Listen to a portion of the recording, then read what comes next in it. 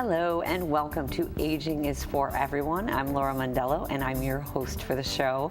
It has been a long, cold winter and maybe it's time to shake some of that out, get out and about and see what's going on here in Buffalo, New York. Lots of great stuff to talk about on today's show. One excellent event that's coming up that may have you maybe wanting to stay home and read a little bit is the American Association of University Women's annual sale. And here to tell us about that sale is Betty Preble, and she's the president of the Buffalo branch of the AAUW. Welcome, Betty. Thank you. It's great to have you here. Thank you very much. Now, this event has been going on for a long time. Tell me a little bit about the sale. This is our 60th annual book sale, and we have been in a variety of locations. For the past couple of years, we've been at the Sheridan and Eggert Plaza. This year, we're going to be at the Burlington Plaza on Niagara Falls Boulevard. It's right off the 290. It's easy to get to, and there's plenty of parking. And we will have lots of books. That's what I understand. Yes. I understand it's pretty much a book blowout for people who really love to read. Just a little background. Tell us a little bit about the American Association of University Women. Who are you? You know, what do you do? What is your mission? Yeah. AAUW, the American Association of University Women, is college graduates, men are eligible for membership. The organization has been around since 1881. The Buffalo branch has been around since 1890. We're coming up on our 125th anniversary. We have about 200 members. Our mission is equity for women and girls through advocacy, education, philanthropy, and research. We do lots of scholarships. The national organization is one of the largest sources for funding for women in graduate school. This year alone, we've given out over $3.5 million. Wow. The Buffalo branch itself has its own scholarship program, and close to $50,000 was spent on scholarships and projects throughout the community last year. In addition, we have some funding from some generous members who have passed on and left us money to be used for scholarships. Okay, so and this book sale is a big part of your scholarship program. It certainly is. We have well over 100,000 books already. And there will be more because once we're in the site, people will be bringing them. Last year, we brought in about $60,000. We sort these books starting in September. We do take the summer off because it is a lot of work. Right. But then starting in summer, we sort books at the Kensington Bailey Housing Services building. 2 mornings a week. And just keep on piling up these boxes of sorted books and getting ready to sell them. Right. And where do you get your donations? They are all contributed by people in the community. We do get leftovers from library book sales and so forth. But people decide it's time to clean out those bookshelves. And so they call and just tons of books come in. Right. Might be good timing with spring cleaning, too. That would be wonderful. We will be in the book sale site and ready for donations there on April 7th. And we will be there every day during the week and probably one evening a week and Saturday mornings. So people are welcome to bring them. Now, tell us when is the sale and how does the sale work? Okay, the sale is from May 28th until June 1st. It's a 5-day sale. The first day, it costs $20 to get in the beginning of the day, and there's lots of book dealers who come in. And then the middle of the day, it's $10, and then towards the end of the day, it's $5, as the books are getting picked over. Okay. And then it's $1 each on Thursday, Friday, Saturday. Those days we're open from 9 a.m. until 8 p.m. Right. And then Sunday is free, and that's usually bag day, and we'll be open from noon until 5. Okay. So, and there's probably still plenty of books left by Sunday. Oh, yes. They go out by the bag load. Yeah. Yes. So for your dealers, those are probably people who are reselling Yes. on eBay or eBay their and bookstores. the bookstores in the area, and we have people coming from Maryland, Wow. from Massachusetts, our book sale has gotten to be well known. Wow. Now, do you get any rare books or anybody, sometimes people may donate first editions or things like that? We do. We have a special collectibles section where there's two types of things. There's the newer books, and those sell for a little bit more. And then, yes, collectibles that people have, and we have people who look them up on the internet and say, okay, how much should we be able to get for them? And we don't charge that much. Right. But in general, the typical hardcover books will be $1 each, and the paperbacks 50 cents.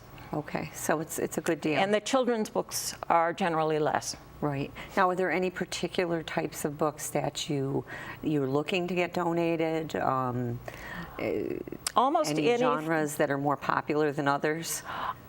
everything sells except textbooks and encyclopedias and Reader's Digest condensed books. Those are all wonderful things, but they don't sell. Okay, so you don't particularly want those. donations Of those. Now, if somebody is interested, so basically it sounds like somebody can just grab all their books that they want to donate and they can come and drop them off That's right. to your site. Yes, we had one young woman come with her father last year and brought a truck full of almost completely brand new books. Wow. He was lonely, sitting at home, and so he'd order books on the internet, wouldn't even read them. Oh my. And so this whole truckload of new books came in, and I offered her a bookmark so she, they could come back for the sale, and she said, no, we're not getting any more. No more books for Dad. That's right. No more books for Dad. Now, do you have Yes. people who come back every year to shop? Oh, yes.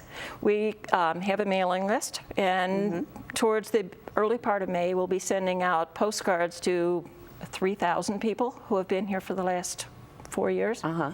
Great, great. Yeah. So basically, just reiterate what the dates again and May 28th through June 1st, 9 a.m. to 8 p.m. Wednesday through Saturday, and then noon till 5 on Sunday. and your site again. The Burlington Plaza on Niagara Falls Boulevard, just south of the 290. Okay, sounds like it's going to be a great sale again. We and I hope certainly so. Wish you all the luck in the world. It sounds like a great event and benefiting a really good cause as Yes. well. Scholarships are very important. Yes. So thank you so much for being with us, Okay. Betty. Thank you. And thank you for being with us. We'll be right back with more Aging is for Everyone.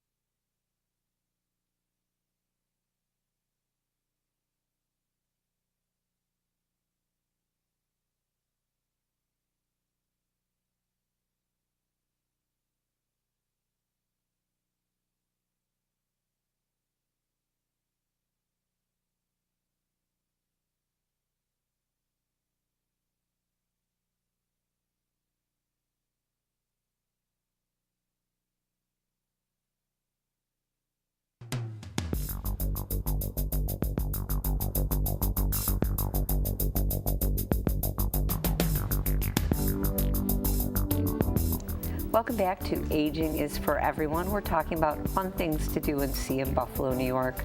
winter's over, let's hope, let's shake a little bit of it off and get out there and see what's going on. Here to tell us about a really great event in Allentown, First Fridays, is Parrish Gibbons, and she is the promotions representative for the Greater Allentown Gallery Association. Gaga. Yeah, thanks for having me. Yeah. Great to have you here, Parrish. First Fridays, I mean, people may have heard a little bit about them, but tell us what are the First Fridays? Yeah, First Fridays might not be new to everyone. It is across the country. A lot of cities do it. The First Fridays Gallery Walk in Buffalo, however, takes place in Allentown.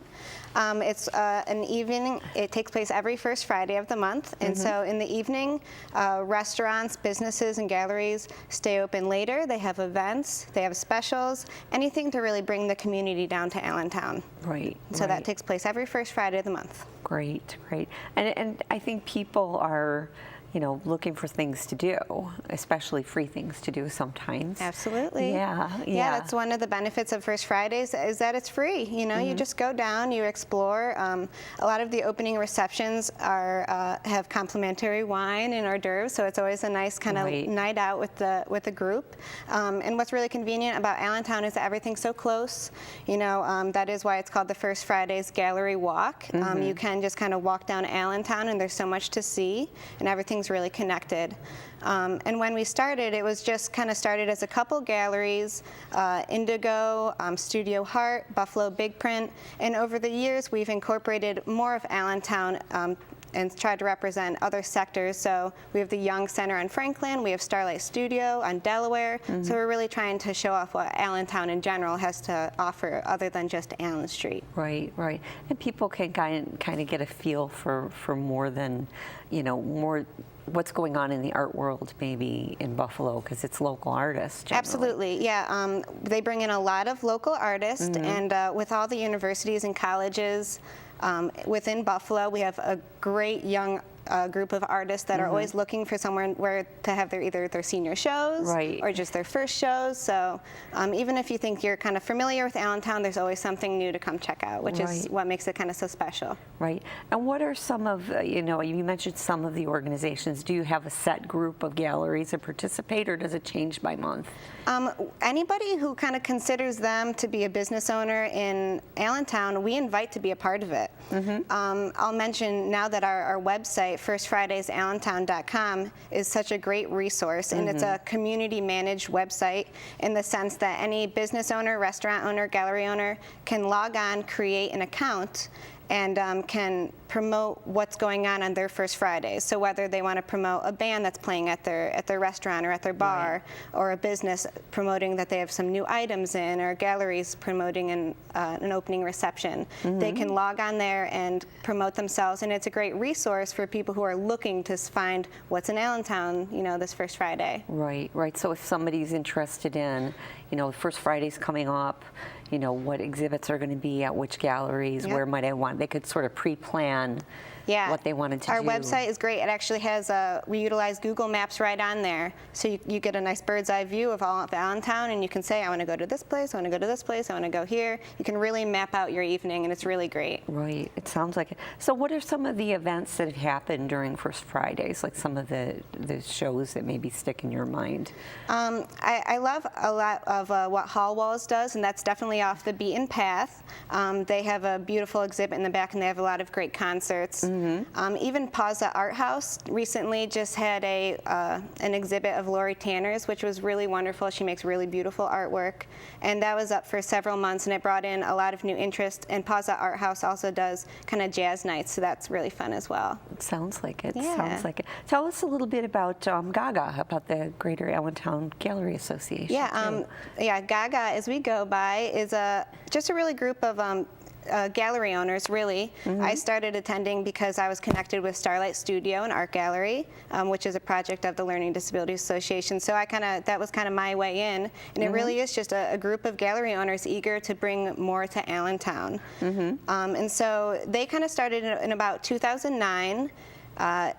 as time went on, we became a committee of the Allentown Association, which is a 501c3, which gave us this umbrella to apply for some fundings from some grants, which have helped to really revamp our First Fridays. And it gives Right. us the ability to work with other organizations in Buffalo, like Squeaky Wheel. We've hired them before to do some installations and some video projections on buildings in Allentown, Nice. and even just hired some musical acts and so forth to come spice it up a little bit. Great, great. Now, do you find that as the First Fridays are they growing? Do you find more people are learning about them, or Yeah. is there a good word of mouth about them? I think so, and I think that with many things, social media has made such a difference. We are on Facebook, our galleries are on Facebook, and so we're all on there really trying to engage people. And in Buffalo, with the weather, you'd think that things kind of died down and that people wouldn't want to be walking from gallery to gallery. But one of our best successful First Fridays is our December one, and in some of the coldest months. Our first Friday in December is our holiday First Friday, and we will close down the street and we will hire a horse and buggy to take our walkers up and down. We'll have a tree lighting. We're always trying to bring new ideas to bring in new people. Nice, nice, and it gives people a chance, maybe if they're thinking about art as a gift as Absolutely. well. What a great place to holiday shop, even for, holidays aside, any type of year. Right. Yeah, you can always find something new down in Allentown. Right. I think sometimes people may not realize that if you want to come out to First Friday, you may Yeah. be able to, really get exposed to some artwork that you might Yeah. be interested in purchasing. Yeah, absolutely. And I just always have to say, one of the good and bad things about Allentown, they say, is that it's ever changing. Businesses come and go, and it makes it always a fresh experience. So whether you think you're kind of well-versed with the city, come down, because there's always something new to check out. Right, right. Yeah. And that may be for somebody, may have viewers who haven't been in Allentown in a while. Oh, yeah. Maybe they're a little afraid to venture out there. Yeah, come on down. Yeah, and like I said, all the galleries are always on social media and on Facebook. So even if it's not a First Friday, check out some of the galleries just during the week, or if you're ever kind of down there for lunch, check out some galleries. Right, right. I Yeah. think people will be surprised at how many wonderful galleries Oh, we yeah. do have. Oh, yeah. Yeah. Absolutely. Well, I want to thank you for being with us, Parrish, and Yeah. telling us about First Fridays. Thank you and for having hopefully me. we'll get some folks to go out and check out some of the great events that are Yeah, coming I up. hope so. This was fun. It's time to get out. Yeah. We'll be right back with more Aging is for Everyone.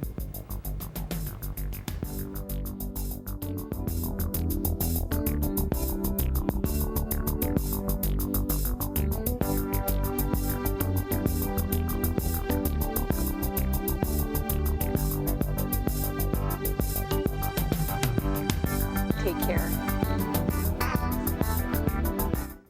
Yeah, I usually upload it to YouTube and I'll send it to you. Oh yeah. Yeah. We'll definitely put that on our website and Yeah. everything, Yeah. to get most people to see it. Great.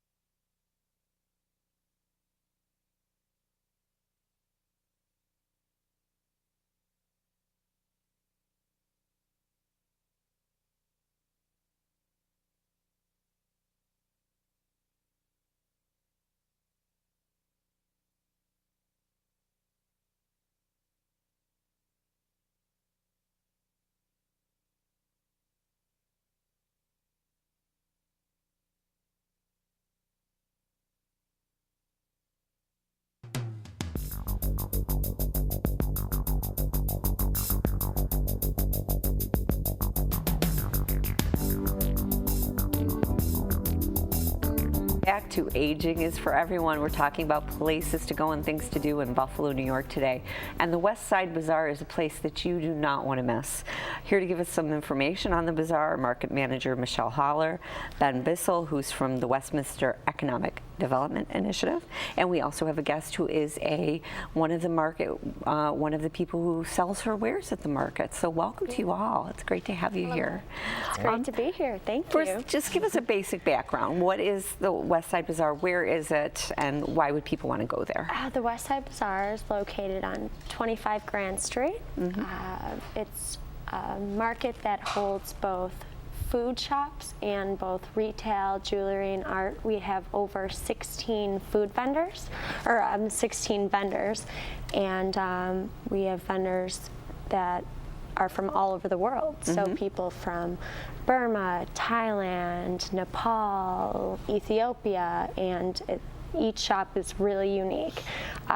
They sell clothing, jewelry, and art that could come from either they make on their own or that come from their country. So maybe they have family that still live there and they send it. So it helps both the family back home and it helps the shop owner here in Buffalo. Right. So it's a really special place. Yeah. It sounds like it. And it's been, tell us a little bit about the history of the bazaar. How did this start? I mean, the West Side is like was the original home of like the immigrant Italians. And then now it's all kinds of immigrants from all over the world. So tell us a little bit about the history. Yeah, so it's very exciting. I'm actually the executive director of WEDI, which is the organization that runs the bazaar, and we created the bazaar. The bazaar is a very exciting place.